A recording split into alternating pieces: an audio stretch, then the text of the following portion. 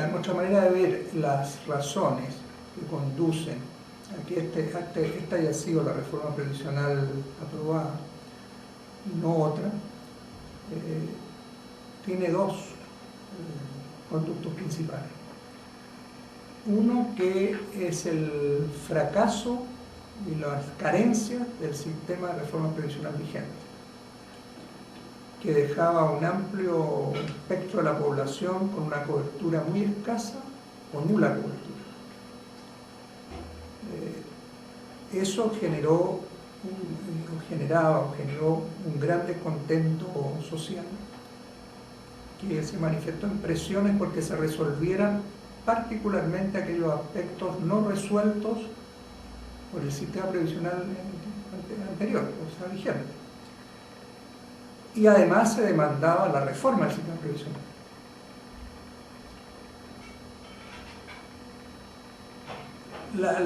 Lo primero, las carencias del sistema previsional es una cosa muy fuerte, y eso originó una gran presión social por resolverla. Yo creo que la solución de eso fue fundamentalmente esa gran presión social para que se resolviera esa carencia, que desde el punto de vista de la ley de reforma previsional se resuelven mediante la creación de la pensión básica solidaria, el aporte previsional solidario y este aporte por guagua nacida. Entonces yo diría que ese logro es un logro fundamentalmente producto de la presión social para que eso se produzca. Fue un debate muy intenso en la campaña presidencial pasada y creo que hay un aspecto que lo recogió la Presidenta de la República. La formulación de la pensión básica solidaria, no con ese nombre, pero con la idea de la pensión básica solidaria, fue una propuesta realizada por el centro y que después fue muy tomada por el movimiento social. Por ahí está la parte positiva de la ley de reforma previsional. Ahora, esa pensión básica solidaria y el aporte previsional solidario son altamente cuestionables desde el punto de vista de los montos que se otorgaron, el momento que se pone en vigencia y la forma en que se va prorrogando el inicio de algunos de sus beneficios. Eso es producto de un acuerdo entre la concertación y la derecha, en la cual no participa el movimiento social y es dejado de lado el movimiento social. Y creo que se podría agregar otra cosa, es toda una reforma hecha al margen de los imponentes, que no son considerados en la decisión a tomar. Pero de todas maneras, ahí está la parte positiva de la reforma, con las carencias que esa pensión básica solidaria y ese aporte previsional solidario tiene, porque no hay ninguna razón para que esa pensión básica solidaria no sea mayor y no se esté pagando de antes, porque el recurso existe. Existían prácticamente de un comienzo, y existían sin tener en cuenta este gigantesco superávit fiscal que tiene el gobierno o este superávit estructural que crea. Y con esos mecanismos con mayor razón tenían los recursos. El segundo hecho que debería haberse producido, que no se produce, es la transformación del sistema de fondos de pensiones que existía. Ese se mantiene, podríamos decir más, no solo se mantiene, sino que se refuerza. Se refuerza sobre la base que se van a incorporar más recursos por este mecanismo de los aportes de los independientes, que va a reforzar la cuantía de los recursos que maneja el sistema.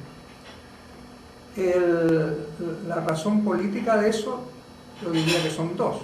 Uno, un acuerdo que viene de la Comisión Marcel, fraguado entre la concertación y la derecha, y en que se dejó de lado al resto de los sectores de la sociedad chilena. Y eso después se traslada a un acuerdo político entre el gobierno, la concertación y la Alianza por Chile, ¿no? Que se termina de cuajar, digámoslo así, en el Congreso. Ahora, eso significa que se mantiene un sistema que queda pendiente una gran tarea, que es transformarlo, porque es un sistema profundamente regresivo. Los recursos van a parar a manos de muy pocos sectores, hay un manejo de los recursos altamente cuestionable, es un sistema fuertemente concentrado, es un mercado oligopólico, controlado fundamentalmente por bancos, la mayor parte de ellos bancos extranjeros. La discusión sobre el ingreso o no de los bancos era una discusión absurda, porque los bancos, el sistema funciona solo en función de bancos, todos son bancos, ¿no? Ya sean nacionales o extranjeros, o están presentes bancos a lo menos. El caso presente el caso de algo. Este es un sistema, por lo demás, que hay una gran discusión pendiente sobre el uso de los recursos. Los recursos en un porcentaje cada vez mayor se están destinando al exterior. Entonces, desde ese punto de vista, se están sacando ahorros generados en Chile, obligatorios por lo demás, un tipo de ahorro forzoso, para colocarlo en los mercados externos, y que conduce a este hecho realmente negativo, que Chile haya pasado a ser, desde el punto de vista de la inversión internacional neta, acreedor, y que está fundamentado prácticamente por dos conductos principales: el superávit fiscal colocado afuera y los fondos de pensiones colocados afuera, y que lleva a que el país muy luego sea acreedor sobre los mercados externos por más de $100.000 millones por ese concepto, que son recursos que se requiere utilizar dentro de la economía chilena y que podría utilizarse para fines de desarrollo de la economía nacional, garantizando que fueran proyectos altamente rentables.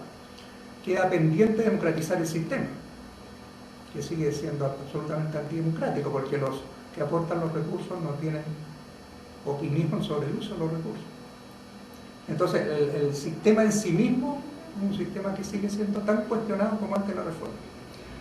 Por eso digo que el análisis hay que hacerlo en dos partes: aquellos elementos positivos insuficientes que tiene la reforma y el sistema en sí mismo, que prácticamente no se tocó, sino al contrario se reforzó.